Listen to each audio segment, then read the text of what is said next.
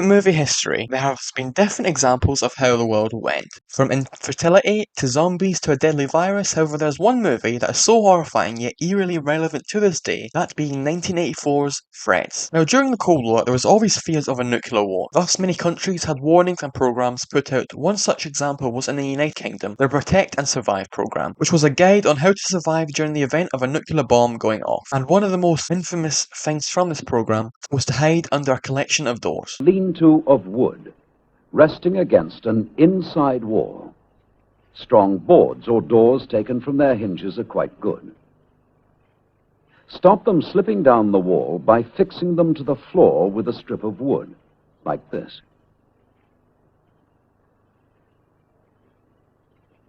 Then cover the wood with bags or boxes filled with some heavy material, like sand, earth, books, or rolled up clothes. Don't forget to fix the bags and boxes so that they don't slip off. This may seem stupid now, but it was in fact the government's plan if a bomb was to go off, which is really disturbing given the fact it wouldn't possibly work, and would be a key idea in media about the subject.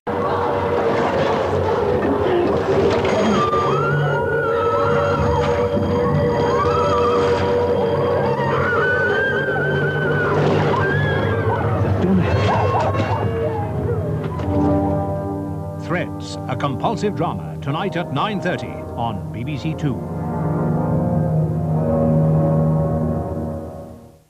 The docudrama you are about to witness is one of the most intensely realistic portrayals of nuclear holocaust ever seen. So daring is this British production that it has never been scheduled on U.S. network television.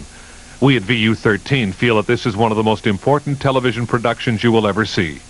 Threads is not a polished Hollywood star-studded feature. It is an honest portrayal of events that could take place should there be a nuclear war.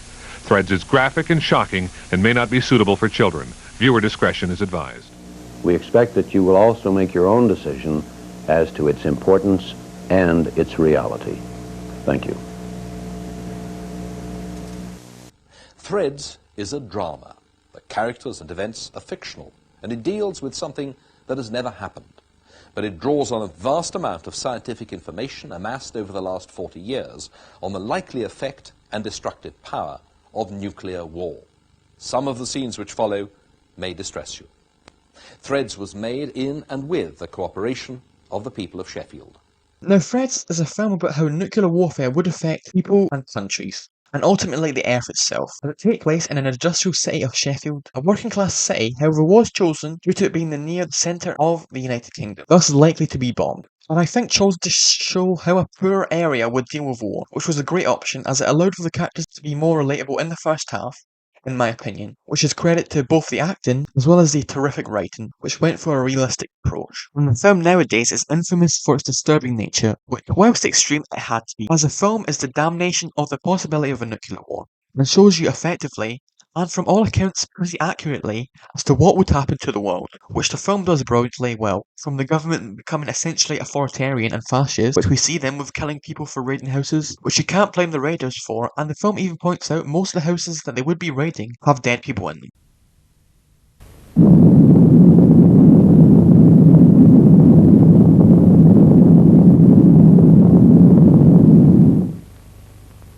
After an attack is over and the all clear has been sounded, arrangements will be made as soon as possible to treat any people who are ill or injured. Listen to your radio. Details will be given about what to do, when to do it, and how. If anyone dies while you are kept in your fallout room, move the body to another room in the house. Label the body with name and address, and cover it as tightly as possible in polythene, paper, sheets, or blankets. Tie a second card to the covering.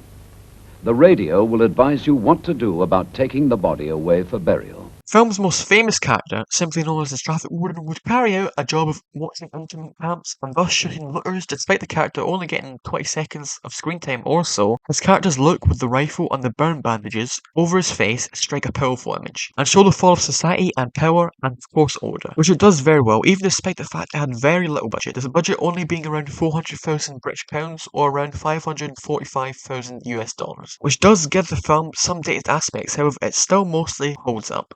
So during the film, rationing food would become much harsher, with people only getting food if they were able to work, which oftentimes was ill-effective due to crops not growing due to the conditions and insects feeding on them, which is shown in a really up-close, disgusting manner, thus just adding to the film's overall misery. The film's inspirations came from the banned pseudo-documentary BBC film, The War Game, black and white documentary on a fictional World War III that leads to a town in Britain being nuclear bombed, and shows the impact it would have, which sounds very similar to Fred's, however Fred's, due to the time gap between them and Fred's age rating, allowed for Fred's to be much more darker and disturbing. One of the best aspects of the film is the build-up of the sense of fear and dread, as you know the attack is coming. However, the film takes its time, allowed to get to know the characters, their personalities, issues, from pregnancies to studying for an exam, and then, in a blink of an eye,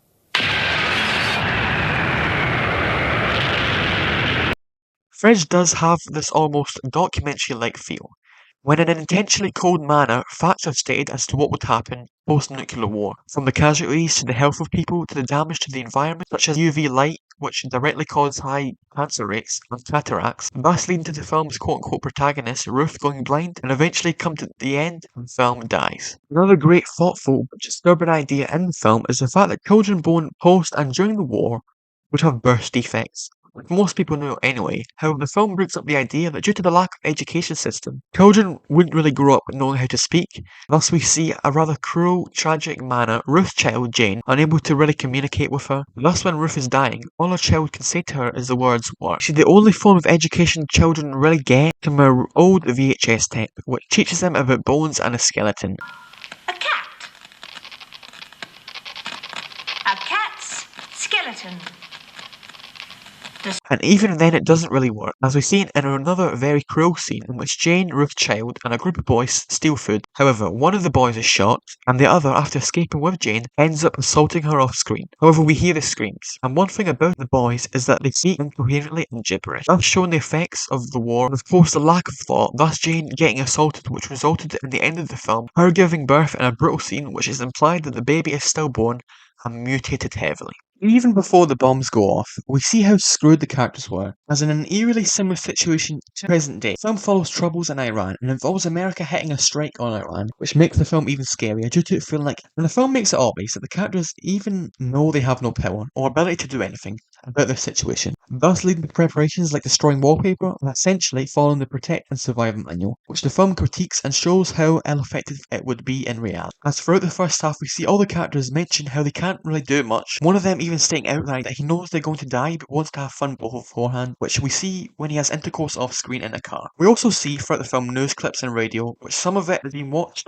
and a lot of it has been ignored by the characters. The film also shows, brutally, how everyone would be in danger, as we see Sheffield councilmen and women escape into a bunker and make decisions from there, and they said that they must conserve food supplies due to the fact most people are going to die anyway, and even in the ration they suggest would lead to severe starvation, and we see their futile attempts to escape the bunker, in which they all start to die slowly and suffocate, showing even people that perished and had money and power weren't ready for when the bombs really happened. The film is a way to show the fear of the reality of nuclear war. People were afraid it was going to happen during the midday, specifically in Britain. Several important influential pieces of media and literacy about nuclear warfare from a British point of view would come out during this time period. Of course Fred's, but also a film like When the Wind Blows, an animated classic which is highly disturbing and is more of a personal story about an old couple, does feature a critique of the Protect and Survive pamphlets, which couple in the film fully believe will help them and that a rescue operation will come and save them, thus showing a lack of understanding the effects these weapons of mass destruction would have, which the film shows very well, with the main character's obliviousness to what is going on around them. And so overall, a great but heartbreaking story of an old couple failing to deal